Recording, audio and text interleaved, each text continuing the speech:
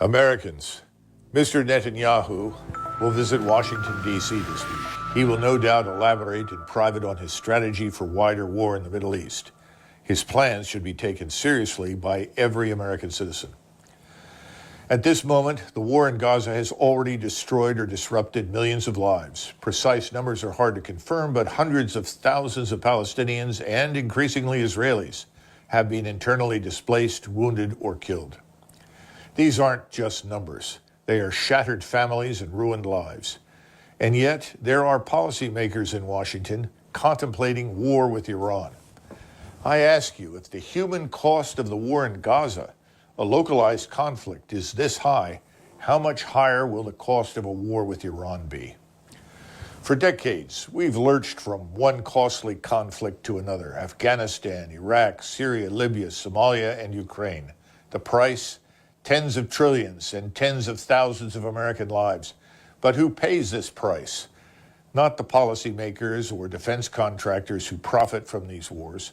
It's the children of farmers, truckers, nurses, and plumbers who fight, suffer, and die. We confront the emergence of new alliances determined to stop American meddling in the affairs of other countries.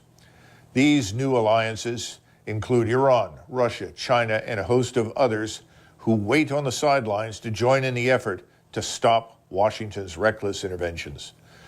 Russian Foreign Minister Lavrov's recent warning that any conflict with Iran risks drawing in other major global powers must be taken seriously.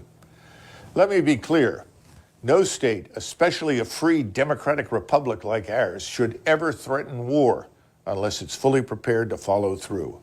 At this point in our history, Washington knows, or should know, that our nation and armed forces are not ready for a war with major military powers 6,000 to 7,000 miles from the United States. We're close to $35 trillion in debt. This is almost 100% of our gross domestic product. We're paying $2.4 billion in interest every day. Everybody in Washington should have understood this a long time ago. A war with Iran would devastate our economy. Imagine the Straits of Hormuz, a narrow sea highway between Iran and Arab countries, closed. Every day, 1/5 of the world's oil travels through this passage. If war shuts it down, gas prices would skyrocket, affecting everything from your daily commute to the cost of groceries. We're already feeling the punch from Houthi disruptions in the Red Sea.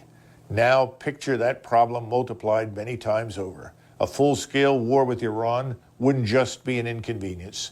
It would trigger an economic crisis that would hit every American family hard, potentially leading to job losses, fortunes wiped out, and a deep recession.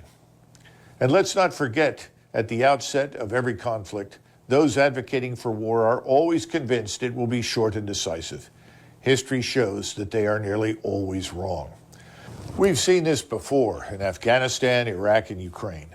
Strategies fail, yet instead of reassessment, we double down on failure. The same think tanks, pundits, and contractors push for more conflict, more spending, more sacrifice from others. This isn't just a failure of strategy, it's a failure of accountability. We must remember that the first priority in national military strategy is the security and preservation of the nation itself. Any action that could put the survival of our state at risk must be avoided at all costs. A war with Iran, with its potential to escalate into a global conflict, poses just such a risk. This is where you come in. Call your representatives, express your displeasure, remind them of the reality at home. 70% of Americans still live paycheck to paycheck, struggling with high food and fuel prices. To our policymakers, before pledging support for military action against Iran or any other country, consider the welfare of your constituents.